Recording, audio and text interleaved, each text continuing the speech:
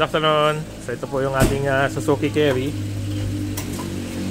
Pero okay lang ma-check kung ilan na yung mileage niya. 132. So 132,706. Ito po yung isa sa pinaka hardworking natin.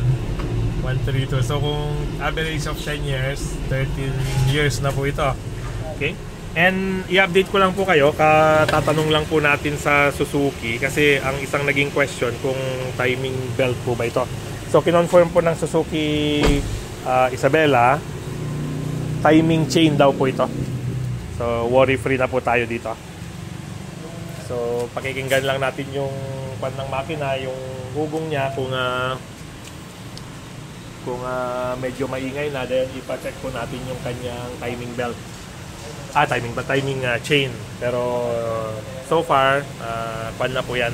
For life na po ang timing chain. Basta maalagaan lang po ng mabuti. Hindi po katulad ng timing belt na merong certain hours, certain mileage na kailangan nating palitan. Okay?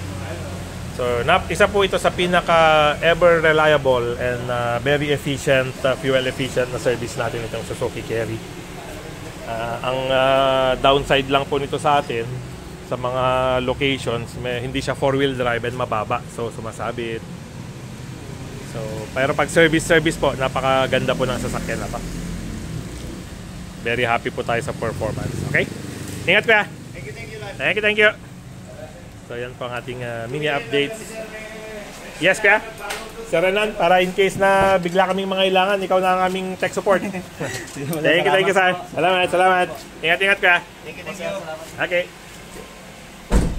And though gasoline po ito, very matipid po siya. Okay. So ang gagawin po natin, yung stock na gulong natin ng L3, ipapalit po natin dyan para palaki na. Thank you sir.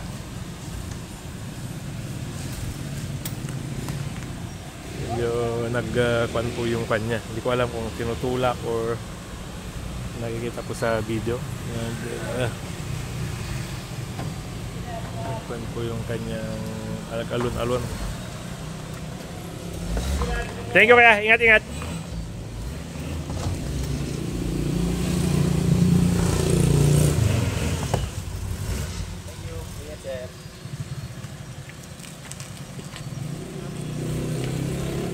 Salamat.